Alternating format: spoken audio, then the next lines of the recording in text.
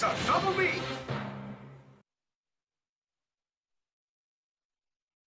Nakakapagod ba ang summer niyo? Kung hindi lang yun ang nararamdaman ng iyong kasama, dalhin siya sa malamig na lugar at painumin ng tubig. Pero kung nahihilo o nagsusuka, kumonsulta na sa doktor. At kung mga ito naman ang kanyang nararamdaman, ilipat siya sa malamig na lugar. Paypayan, luwagan ng damit, at kung maaari, paliguan para mabawasan ang init ng katawan. Mas mabuti ring dalhin siya sa ospital dahil maaaring nakamamatay ito. Magplano para sigurado. I am ready! Serbisyong totoo ng GMA News.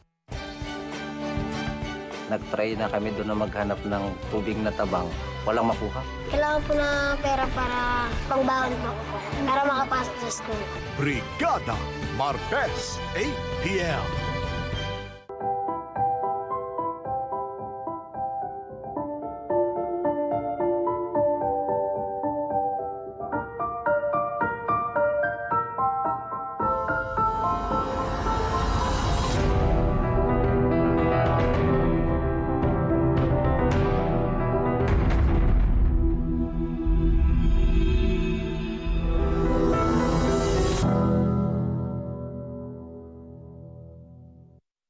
...2016's Group of the Year, Top One Project, releases their latest single, Sana, from their self-titled debut album, Top One Project, which also features the hit song, Pagising, and other songs like Somebody, Bakit Ganon, Kaya Ko, Kaya Mo, and Alaala. Now available on CDs nationwide and on digital format worldwide. Only from GMA Records. Kapuso, Kahimig.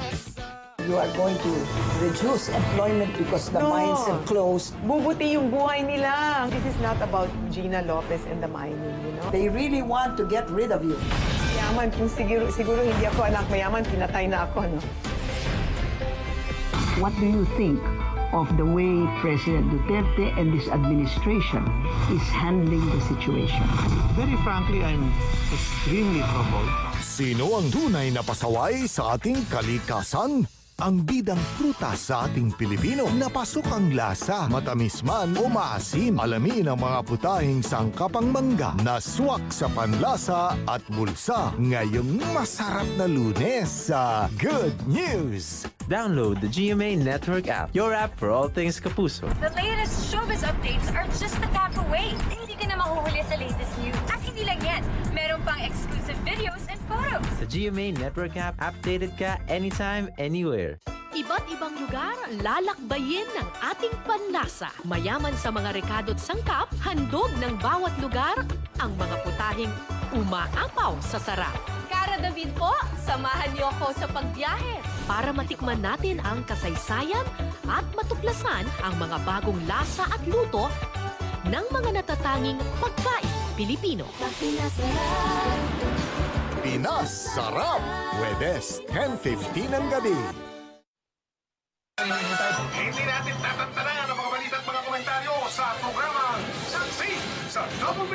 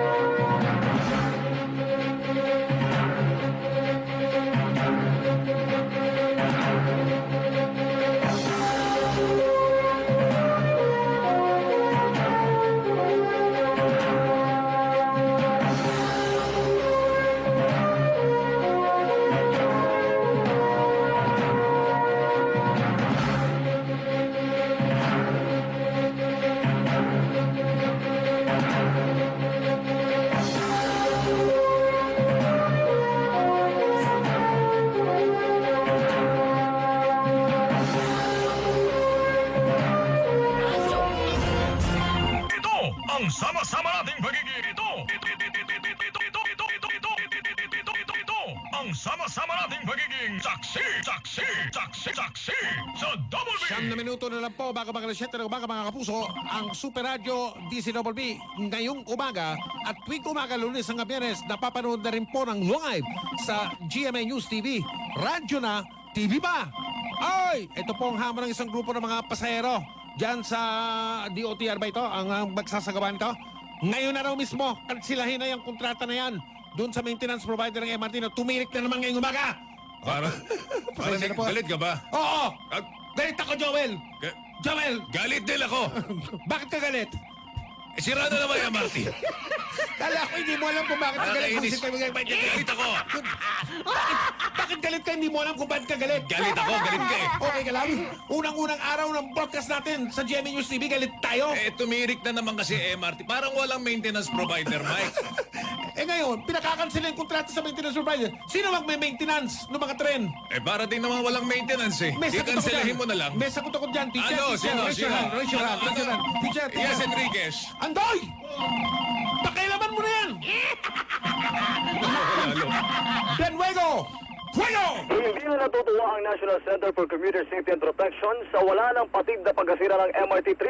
Kasunod rito na napaulat na nadiskaril ang isang bago ng MRT noong nakarang linggo. Tinawag itong near deadly na insidente. Ang kay Elvira Benita, ang pangulo ng grupo, dapat kanselahin na sa lalong madaling panahon ng pamalaan ng kontrata sa maintenance provider na Busan Universal Rail Incorporated dahil